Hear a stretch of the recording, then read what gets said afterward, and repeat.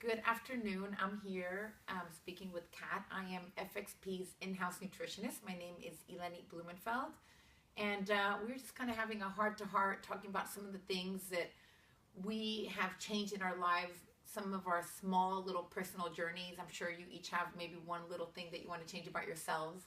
And so we were just talking about that. So, Kat, I don't know if you want to introduce yourself and... Yeah, so my name is Kat Sawalski, and I am an FXP Master Trainer. What's funny is that the workout part of my life has always come very natural because I have that inclination to want to move. So that really wasn't kind of my downfall. I really find that for me, it was those small little incremental steps. My personal journey happened to be the first thing, which I go to with every single one of my clients, which is drink more water. If you're not drinking your 64 ounces of water a day, then why are you going to focus on what's going on with the rest of your diet? So for me, So true. oh, so true. Like that is like the foundation. Once you have that habit, then everything else can come on top of it. Even from a hunger standpoint, sorry to interrupt you. No, I love it.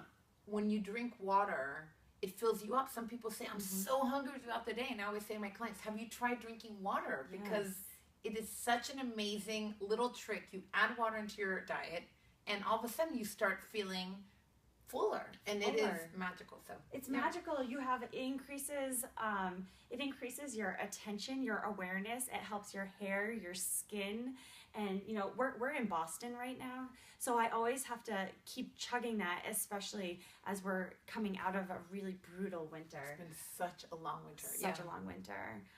So for me, one of the big things, because it's not an easy task, and every person's hardship can be someone else's easy time, water was my hard one. I grabbed one of my big my 32 ounce water bottles.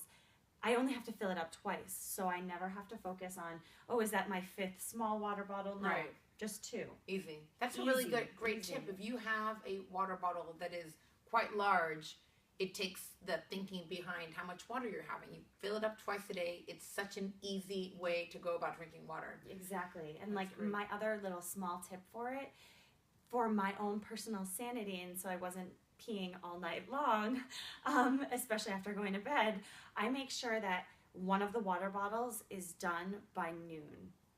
So if I can set that up, then very good point. Yeah. So I'm not like running for the race line at the end of the night and then I don't sleep. That's a good idea. Yeah. That's a good idea.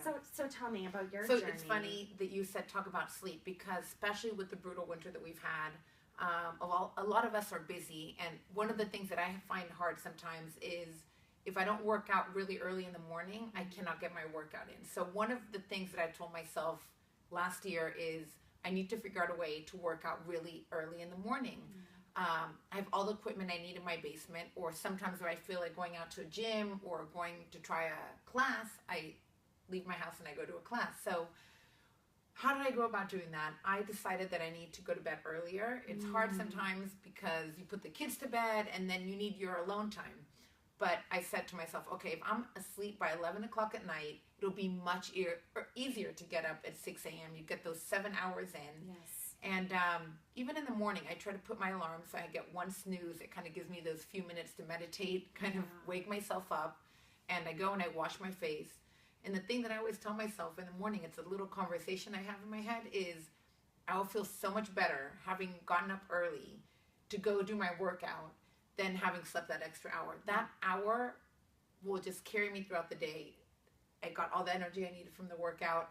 I felt great. I accomplished it. And it's actually one of the best things that have happened to me this year. So that's awesome. And I know it probably comes naturally to you. You know how to fit in the workout. But as a nutritionist, it's actually something that you have to put thought into. You have to. And it's the whole holistic approach. You need to eat well, and you need to work out, and you need to figure out how to incorporate those two things into your life. So it's easy and doable, and it becomes habit. So Exactly. It takes 21 days to make a habit. Why not make it a good one, right? Very good point. Yeah. Thank you so much for joining me. No, thank you for having me here. It's great being in Boston. Thank you. Thank you for watching.